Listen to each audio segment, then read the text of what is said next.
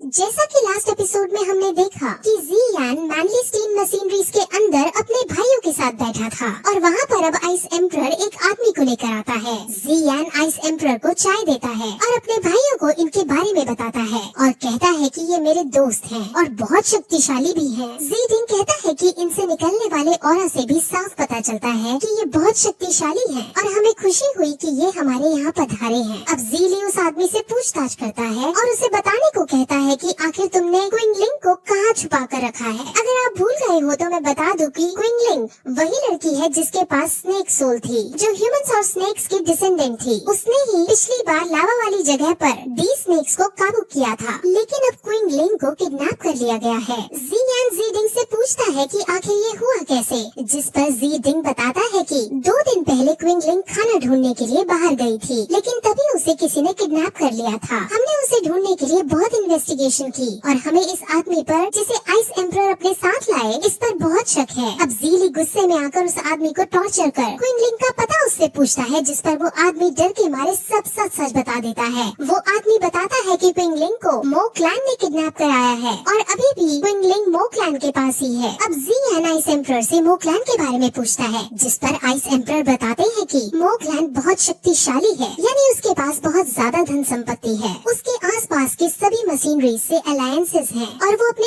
Alliances को मजबूत करके और ज्यादा मुनाफा कमाता है। वो दुनिया के सामने एक अच्छा आदमी बन रहा है, लेकिन असल में ऐसा नहीं है। वो सबकी नजरों के नीचे कई सारे ऐसे कांड करता है जो बहुत गलत है। अब जियान टेंशन में आ जाता है क्योंकि उसे डर है कि क्विंगलिंग को उसने अपना शिकार न बना लिया हो, इसलिए वो तुरंत अब मो क्लैन के अंदर जाकर क्विंगलिंग को बचाने का डिसाइड करता है। वहीं अब हमें मो क्लैन के लीडर को दिखाते हैं। मो क्लैन के लीडर का नाम मो चोंग है और वो रईसों जैसी जिंदगी जीने में कोई कसर नहीं छोड़ता। वो अब अपने घर आता है और वहाँ गलती से उससे एक बच्चा टकरा जाता है। वो बच्चे को देखकर एक ऐसी स्माइल देता है जैसे वो बच्चे से बहुत प्यार करता हो। वो अपनी दोहरी जिंदगी जी रहा था, जिसमें सबको वो ये दिखाकर चलता है कि वो बहुत अच्छा इंसान है, क्योंकि वो ये चाहता है कि उसके अलायंसेस मजबूत रहे। अब मो चोंग घर आकर अपने घर को पूरी तरह से सजवाने लगता है। आज मो फैमिली का 60th जन्मदिन है, जिस वजह से आज उसने कई सारी क्लैन और मशीनरीज के लीडर को अपने यहाँ रात को दावत पर बुलाया होता है। अब मो चैंग फिर एक गुप्त ठिकाने पर जाता है, जो कि असल में पानी के नीचे मौजूद था। उस गुप्त ठिकाने में उसने क्विंगलिंग को कैद कर रखा था। वहाँ पर 2 वही वाले लावा स्नेक्स मौजूद थे और वो दोनों ही क्विंगलिंग के कंट्रोल में थे। उन दोनों लावा स्नेक्स को देखकर मो चैंग खुश होता है, लेकिन वो श्योर होना चाहता था, इसलिए वो एक ब्लैक स्नेक को उस पर छोड़ देता है। वो ब्लैक स्नेक क्विंगलिंग को खाने उसकी तरफ दौड़ता है, लेकिन क्विंगलिंग अपनी पावर्स का यूज करके उस ब्लैक स्नेक को भी अपने कंट्रोल में कर लेती है। अब मो चैंग समझ जाता है और श्योर हो जाता है कि ये लड़की 3 फ्लावर स्नेक की ताकत रखती है और अब ये डिसाइड करता है कि आज रात को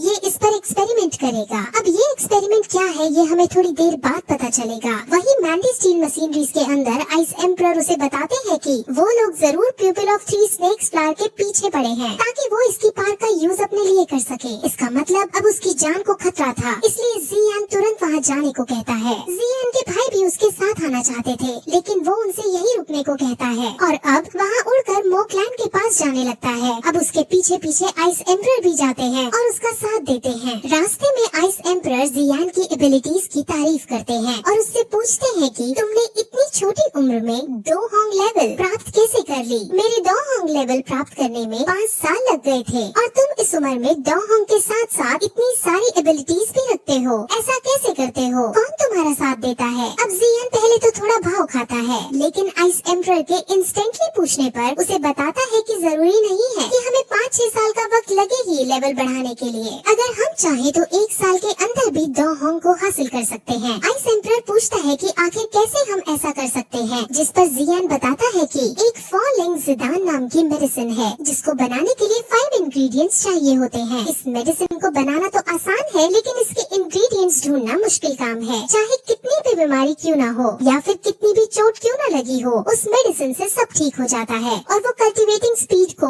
बहुत ज्यादा बढ़ा देती है। अब आइस एम्परर उसे इस मेडिसिन के इंग्रेडिएंट्स को ढूंढने और इसको बनाने के लिए कहता है, जिस पर जियान अपनी भी एक शर्त रखता है। जियान को पता चल जाता है कि आइस एम्परर बहुत शक्तिशाली है, इसलिए वो उनसे कहता है कि आप मेरे साथ ट्रैवल करके मेरी रक्षा करो। अब आइस एम्परर मान जाता है और 1 साल के लिए उसका गार्डियन बन जाता है। है। अब वो दोनों को चलते चलते शाम हो जाती है और वो दोनों मुंह छुपाकर मोकलैंड के भीतर आते हैं। आइस एम्परर पूरी दुनिया में फेमस है और उनको देखकर कोई भी पहचान सकता था, इसलिए उन्होंने अपनी पहचान छुपा रखी थी। अब ज़ियन पावर ऑफ डिटेक्शन का यूज करके मोकलैंड के हाउस के अंदर ताक झांक करता है, जहाँ उसे कहीं भी क्विंगलिंग दिखाई नहीं देती, लेकिन उसे ये पता चल जाता है कि यहाँ इस घर में एक खुफिया गुफा है। अब वो दोनों उसी खुफिया गुफा के अंदर जाते हैं, जहाँ आगे बढ़ते वक्त उन्हें कई सारे सैनिक मरे हुए भी दिखते हैं। उन सैनिकों की हालत को देखकर आइस एम्परर बताता है कि इसको किसी डॉहैंग लेवल के आदमी ने मारा है और कोई हमसे पहले यहाँ इन्वेस्टिगेट करने आ चुका है। वो अब गुफा के अंदर पहुंचकर बहुत बड़े बड़े टेस्ट ट्यूब्स रखे हुए देखते हैं और समझ जाते हैं कि यहाँ इंसानों पर एक्सपेरिमेंट किए जा रहे हैं। अब ज़ियन फिर से पावर ऑफ डिटेक्शन का यूज करता है और उसे पता चल जाता है कि क्विंगलिंग यहीं कहीं मौजूद है। अब वो डिसाइड करता है कि आज रात को वो सबके सामने मो चोंग की असलियत ले आएगा और ये टेस्ट ट्यूब उसके खिलाफ हमारे सबूत बनेंगे। वहीं मोकलैंड के अंदर अब पार्टी शुरू हो गई थी और वहाँ अलग अलग क्लैंस के लोग आए थे। खास बात ये थी कि वहाँ पर नयन रैन भी मौजूद थी और वो भी उनके यहाँ चीफ गेस्ट बन के आई थी। नयन रैन का क्लैन वहाँ सबसे बड़ा क्लैन था और अगर मो चोंग को नयन रैन का साथ मिल जाता है तो वो बहुत शक्तिशाली होने वाला था, इसलिए उसने नयन रैन को बुलाया था। वहीं अब वो सब दावत कर ही रहे होते हैं कि तभी वहाँ एक मास्क मैन आता है जो सीधे अंदर घुसा चला जाता है। मो चोंग कहता है कि तुम दावत खत्म होने के बाद आना और जब मुझसे मिलना, लेकिन वो मास्क मैन वहीं खड़ा ही रहता है। अब मो चोंग के सैनिक वहाँ आकर उसे भगाने की कोशिश करते हैं, लेकिन ज़ियन अपनी पावर्स का यूज करके उन सबको दूर हटा देता है।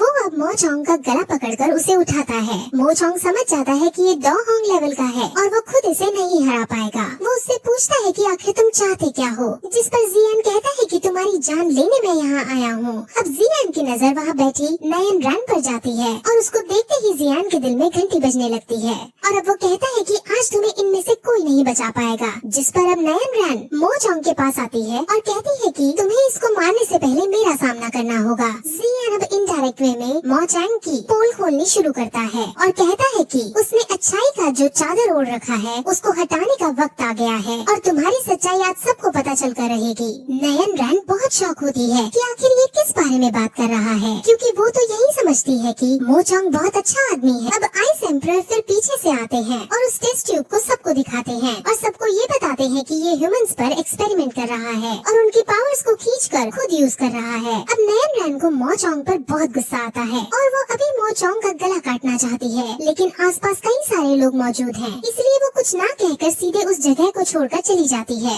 वहीं अब नयन रैन का साथ छोड़कर जाना मो चोंग को बर्दाश्त नहीं होता और वो बहुत ज्यादा गुस्से में आकर अपने असली रूप में आ जाता है। उसने अपने आप को एक्सपेरिमेंट्स करके एक मॉन्स्टर के रूप में कन्वर्ट कर लिया था और वो अब सीधे ज़ियन पर हमला करता है। ज़ियन बड़ी आसानी से उसको पीट देता है और मो चोंग को जब लगता है कि वो नहीं जीत पाएगा तो वो अपने ही साथी का, जिसको मो चोंग के बारे में सब पता था, उसकी बॉडी में से भी एनर्जी ले लेता है, यानी उसकी एनर्जी सक कर लेता है, जिससे वो आदमी वहीं मर जाता है। अब मो चोंग के पास थोड़ी शक्ति आ चुकी थी, लेकिन अब भी ज़ियन उसे आसानी से मार दे रहा था। इसीलिए अब मो चोंग वहाँ से भागकर सीधे क्विंगलिंग के पास जाकर उसकी पावर्स लेने का डिसाइड करता है और वो तेजी से भागकर वहाँ जाता है। ज़ियन समझ जाता है कि ये कहाँ जा रहा है, इसलिए वो खुद उसको रोकने उसके पीछे दौड़ता है, लेकिन मो चोंग एक पॉन्ड के अंदर कूद जाता है। ज़ियन खुद उस पॉन्ड के अंदर नहीं जा पा रहा होता, क्योंकि उस पॉन्ड के आसपास शील्ड लगी हुई थी। मो चोंग पॉन्ड के अंदर क्विंगलिंग को देखता है और उसकी एनर्जी सक करने ही वाला होता है कि तभी वहाँ डॉहॉन्ग लेवल की एक लड़की आ पहुँचती है और वो तुरंत क्विंगलिंग को गोद में उठाकर अपने साथ पॉन्ड के बाहर ले जाती है। वो उसे उठाकर उड़ते हुए कहीं दूर ले जाती है और ज़ियन उसको देखकर अब खुद भी उड़कर क्विंगलिंग के पास जाने लगता है। अब ज़ियन उस लड़की के पास पहुंचकर कहता है कि क्विंगलिंग को मेरे हवाले कर दो, अगर नहीं करोगी तो बहुत बुरा होगा। हम दोनों ही डॉहॉन्ग लेवल के हैं, जिस वजह से हमारे बीच की फाइट बहुत डिस्ट्रक्शन फैलाएगी, लेकिन मैं रिजल्ट्स की चिंता न करके क्विंगलिंग को हासिल करने की कोशिश करूंगा। अब वो लड़की ज़ियन की धमकी से नहीं डरती और आइस एम्परर और ज़ियन दोनों अब मिलकर उस पर अटैक करते हैं। उनके बीच अब फाइट होने लगती है और दोनों अपनी अपनी एबिलिटीज का यूज करके एक दूसरे पर अटैक करते हैं, लेकिन इस बीच तभी वहाँ मो मोचोंग आ पहुँचता है और वो क्विंगलिंग के पास पहुँचकर उसे पकड़ लेता है और उसको बाइट करने ही वाला होता है कि तभी वहाँ वो लड़की उसे बचा लेती है। अब उसने थोड़ा सा बाइट कर लिया था जिस वजह से क्विंगलिंग बहुत बुरी हालत में आ चुकी थी और मोचोंग अब थोड़ा शक्तिशाली हो चुका था। सबसे पहले अब जियान क्विंगलिंग को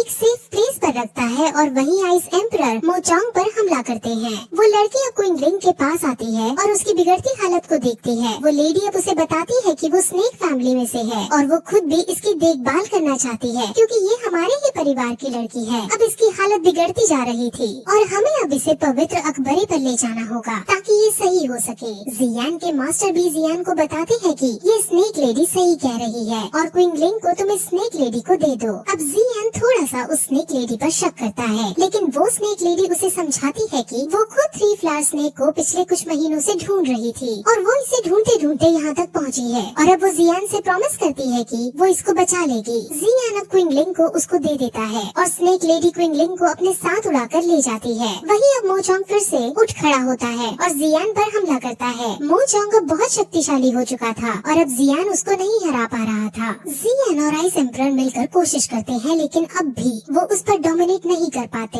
अब जियान के पास और कोई चारा नहीं था इसलिए वो एक तरकीब सोचता है। जो उसने 2 डिफरेंट टाइप की फ्लेम हासिल की थी वो इन्हें मिक्स करके एक नई फ्लेम बनाने का डिसाइड करता है। आइस एम्परर उसे ऐसा करने से साफ मना करते हैं क्योंकि ऐसा करने से बहुत ज्यादा एनर्जी प्रोड्यूस होगी जिससे जियान की जान को खतरा है। उसके मास्टर भी उसे मना करते हैं कि ऐसा मत करो लेकिन जियान कहता है कि उसको क्विंगलिंग को बचाने के लिए ऐसा करना ही होगा। अब उसके मास्टर भी उसके सामने झुक जाते हैं और जियान दोनों फ्लेम्स को मिलाने लगता है। ऐसा करने के लिए उसे अपनी सोल को स्टेबलाइज करना है इसीलिए उसके मास्टर अब उसे उसके सबकॉन्शियस माइंड के अंदर भेज देते हैं और उसे अब फोकस करने को कहते हैं। अब उन दोनों फायर्स के कॉम्बिनेशन से एक एनर्जी प्रोड्यूस होती है जो बहुत शक्तिशाली है। उसके मास्टर पूछते हैं कि आखिर ये क्या है जिस पर जियान कहता है कि उसने इसका नाम बुद्धा लोटस एंगर दिया है। वो अब बुद्धा लोटस एंगर को मोचोंग पर यूज करता है और बुद्धा लोटस एंगर मोचोंग की शक्ति को डिफेंड करते हुए मोचोंग पर जाकर जगता है जिससे आसपास बहुत बड़ा एक्सप्लोजन होता है। आइस एम्परर तो बच जाते हैं लेकिन जियान अब आसमान से नीचे गिरने लगता है। वो अब गिरते वक्त फायर माइंड के सबकॉन्शियस लेवल पर पहुंच जाता है। वहाँ उसके मास्टर एक झील किनारे उदास बैठे थे।